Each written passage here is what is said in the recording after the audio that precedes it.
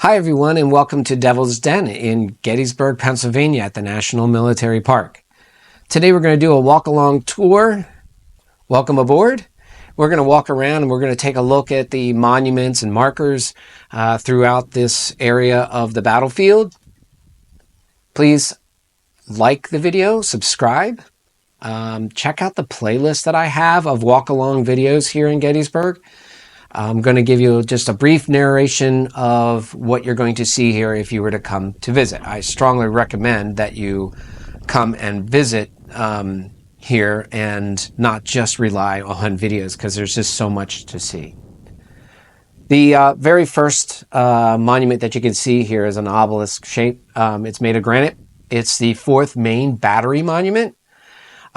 Basically, the 4th Maine Battery was a Union artillery unit that played a huge role in the fighting here on July 2nd, 1863.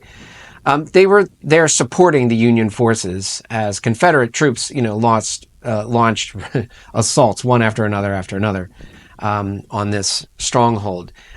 From what I've been told, this area was taken over by Confederates at times and by Union forces, and it kind of switched hands a few times.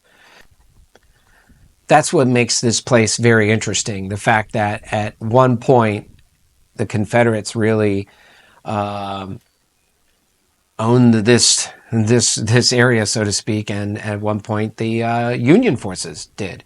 And as you can see off in the distance there's Little Round Top. Devil's Den played a significant role in Little Round Top because it was the idea is while the Union forces were holding this ground, they were trying to hold off the Confederates from crossing this area and getting to Little Round Top. They did not want to have they wanted to get the time to get the artillery and get their armies together up at the top of Little Round Top, which you may or may not know, the 20th Maine eventually got up there with Josh Chamberlain was the leader of the 20th Maine. And it was his group that had to hold the end of the line at all cost. And it was a very important part of the battle and how it turned out. Now, as you can see directly in front of us is a beautiful monument. I strongly recommend to see this in person. It's absolutely gorgeous. It's got a little marble finish and a little shine on it. It's the 99th Pennsylvania Infantry Monument. Again, this is perched at the top, the crest of the Devil's Den hill, just to symbolize, to signify the importance of this ground. There's an eagle on this monument, and there's a state seal, both to show their loyalty and valor to the ground. This actual spot was some of the bloodiest fighting of the entire battle, actually. This was fiercely fought over territory. And since, at one point the Union kind of had this ground and then the Confederates had this ground, I just can't even imagine the transition and what was taking place during that transition. It's just hard to fathom. I chose to come here in the off months, meaning not non-summer months in this case, for a couple of reasons. Because walking where I'm walking right now would have been, in the summer months, really difficult and very inconvenient, to say the least. Well, first of all, you can see that there's a marker on the left. There's a couple of rocks over there. When it in full foliage, you're not able to see those things as clearly as you can right now. And you're not able to really walk through a lot of this as easy as I'm able to get around, while we're in the fall months and close to midwinter. So that's a gorgeous view east from Devil's Den, and in front of you is a monument. It's the 124th New York Infantry Monument. We're going to make our way to that. What you can see right here is just the brush and so forth all around. I actually filmed this on Thanksgiving of 2024. Go figure, of all days, right? I love Gettysburg. I love going and learning a lot about these places, and I love seeing it in all kinds of different weather patterns and so forth. And this was just one of those beautifully brisk fall afternoons. So the 124th New York Infantry Monument here, that group was also known as the Orange Blossoms. If you notice the sculpture at the top, it's of a soldier with their arms folded as if, to show their steadfast defense. They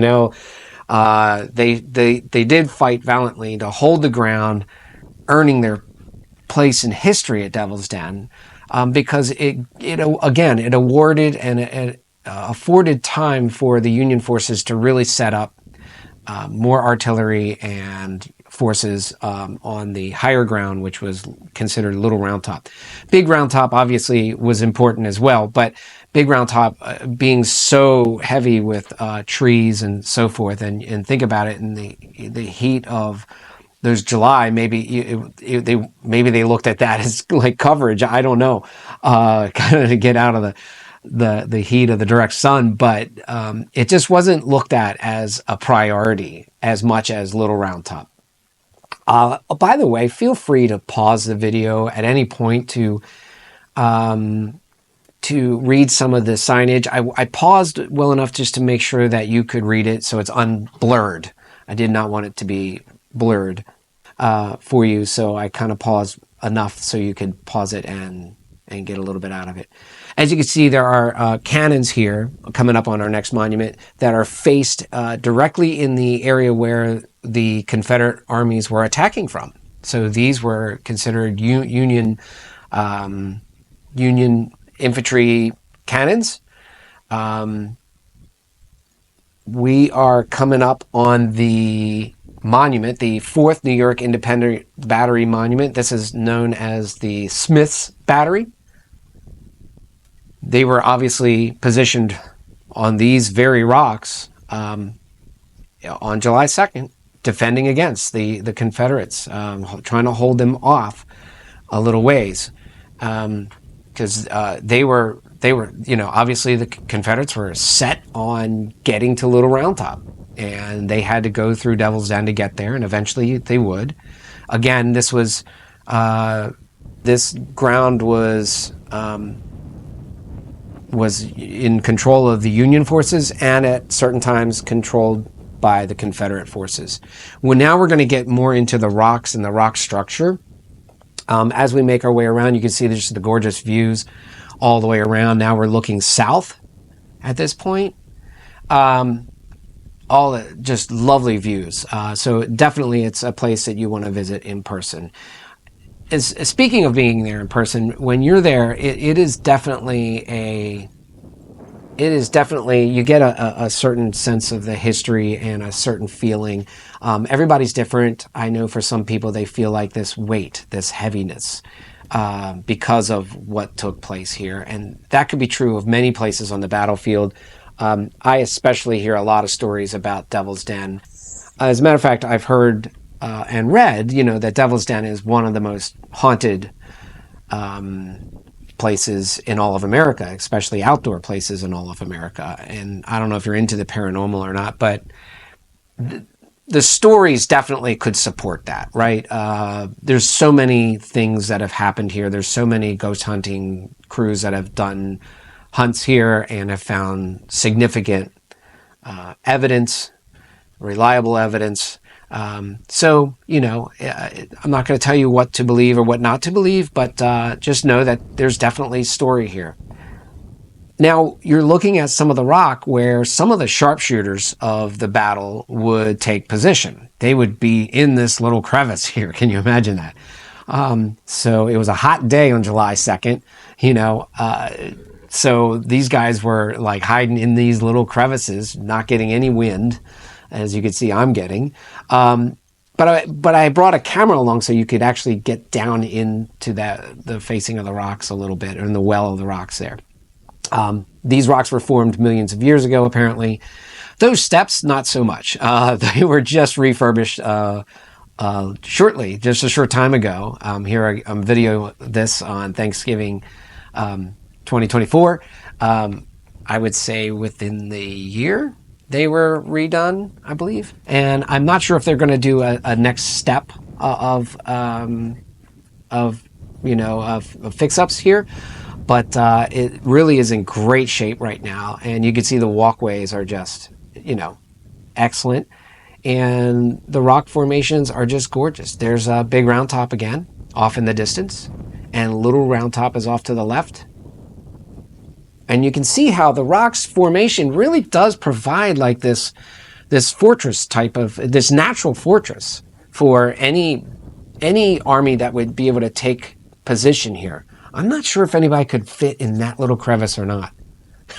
That maybe they could have. I don't know. If anybody here watching this has deeper information about that, I would love for you to leave comments. I am not an official tour guide, but I love the area and I love the history enough that I want to share the tidbits that I have learned throughout the years. So again, this is looking due south. I strongly recommend you to visit the National Military Park, support the park services and stuff like that. And by the way, just as a side note, everyone that I've met that works for the National Military Park, including the park police and even at the visitors center, all the people that work there, just friendly and just kind. And just, I think what happens is they love the fact that you love and respect this area. And if you continue to love and treat it with respect,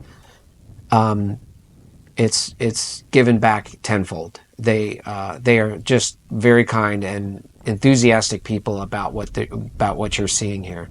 Look at the rock formations here; it's just gorgeous rock formations. Again, this is, if you look at the little parking lot to the left now, that's the base. That's at the base of Big Round Top. So yeah, over here in this area, you can see a lot of pathways and so forth. We're gonna take a couple of those pathways. We're gonna walk around, take a look at a very important spot. We're gonna dig down in here to see what it would be like to be down here. Now we're a little bit upside down with the camera, but just to give you the sense of what it would be like to be in something like this. Crazy. I don't have evidence one way or another to prove whether somebody was in that particular little well of rocks or not. But you got to imagine in times of desperation and fighting, I wouldn't not believe it. That's for sure. Sorry for the double negative, but hey. So anyway, we're gonna make our way around here in a few seconds. And so this is kind of a unique area where there's a little bit of brush and so forth and rock. We're going to make our way around to a particularly famous area. There was a photographer, and I'm forgetting his name off the top of my head. If you want to leave it in the comments, it'd be great if you know the name of the photographer. But we don't know exactly why he did this, but he grabbed a dead soldier and he positioned him between these rocks right here. And you can see in the photograph that he took, it was a very famous photograph. This photograph, you could find it everywhere online. But the truth is that it was staged. Now, we don't know if he saw a body there at one point and then moved another body there, or some variation thereof. But you could see that between these rocks here, off in the distance, and we're going to kind of get it down to eye level in a few seconds here. There you go. That's Little Round Top right there. So if you're trying to attack Little Round Top, this is a fantastic location for sharpshooters. I don't know how the distance would affect things. Like I don't know how much accuracy you would have with that distance. It's got to be several hundred feet. So I'm imagining the military weapons of that time would not, be conducive to that. So when you get out of your car, when you first get to Devil's Den and you park, this is what you see. You see the rock formations, and you're standing at the base of the rock formations. And this is where you can actually walk in between a few of these rocks a little ways, so you can kind of get a little feeling for what it would have been like to be stationed here. I want to thank you for visiting. Thank you for hanging out with me with this walk along. There's other ones. Don't forget to like, subscribe, and join me again for another walkthrough at Gettysburg National Military Park. Thanks, guys.